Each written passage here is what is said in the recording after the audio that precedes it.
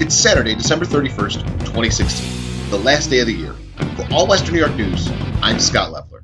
Rain this afternoon with a high near 39. It'll be just about freezing when the ball drops at midnight before falling to an overnight low around 30. Tomorrow, mostly sunny with a high near 36. What's in the news? So much to do tonight. There's a party everywhere you might consider going.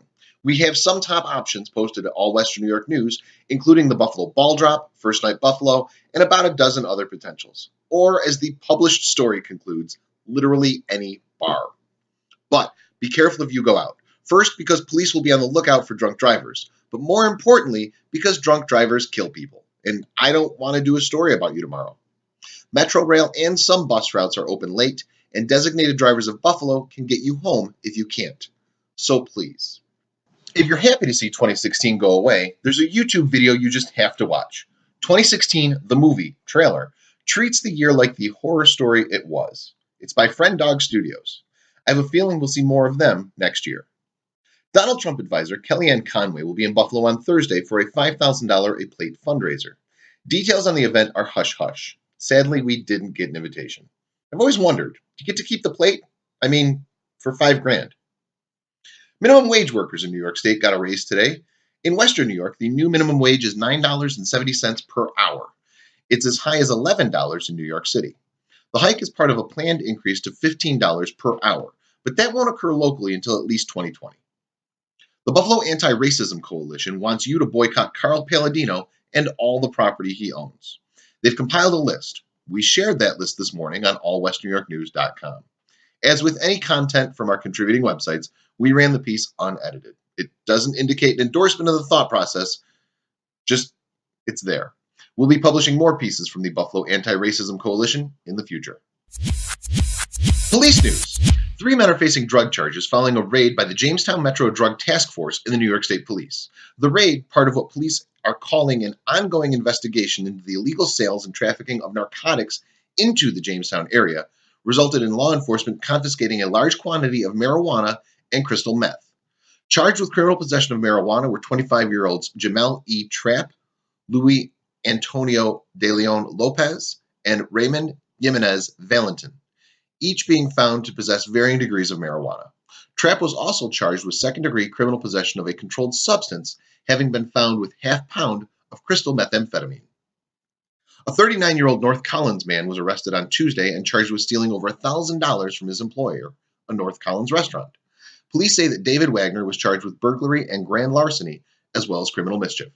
Wagner had reportedly worked at Pizza Talia for over 10 years.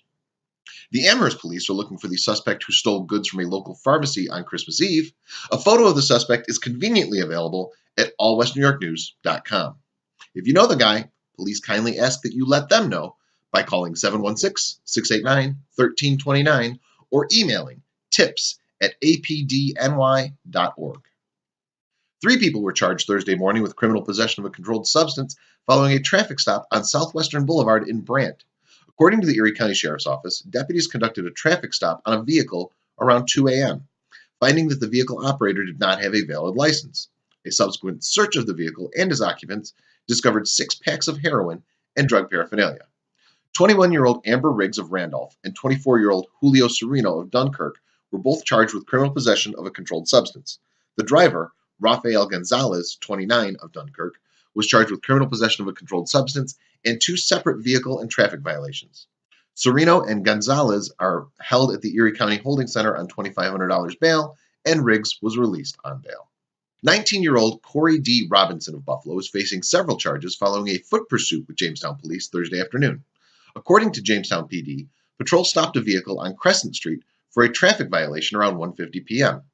When the vehicle stopped, Robinson fled on foot. He was caught and determined to have been in possession of a loaded handgun, which he discarded during the foot chase. Officers located a loaded 9mm handgun and found that the weapon had been reported stolen from a burglary in Jamestown in October. Sports. The Buffalo Bandits got behind early and, despite a rally in the third and fourth quarters, couldn't catch up to the Colorado Mammoth. In the end, Colorado won 12-8. The Bandits' next play, January 14th. We failed to mention yesterday, by the way, that the Rochester Nighthawks played on Thursday, losing 12-5 to their nemesis, the Toronto Rock. Go to allwesternewyorksports.com if you want details on that game. The Sabres are in action this afternoon, taking on the Boston Bruins in Beantown. Puck drop was at 1 p.m. The Buffalo Bills take on the New York Jets at 1:05 p.m. on Sunday. The game will air on your local CBS affiliate and the Buffalo Bills radio network. Our normal chef, Natalie Kavnar, has a couple recipes for you this morning, one for banana bread and one for cranberry bread. She suggests a new tradition for New Year's of baking them for your neighbor. Do you hear that, Amy? Your neighbor to the east. I'm just saying. New music every day starting tomorrow. All Western New York Radio is going to feature a new local song every day of every week of the year. It's just one of many cool things to come in 2017, including a new talk show featuring yours truly. Because, I had a couple hours a week I wasn't already using. More on that tomorrow. Okay, kids, that's the news for the last day of 2016. On behalf of everyone here at All Western New York News and All Western New York Radio, have a great day and Happy New Year.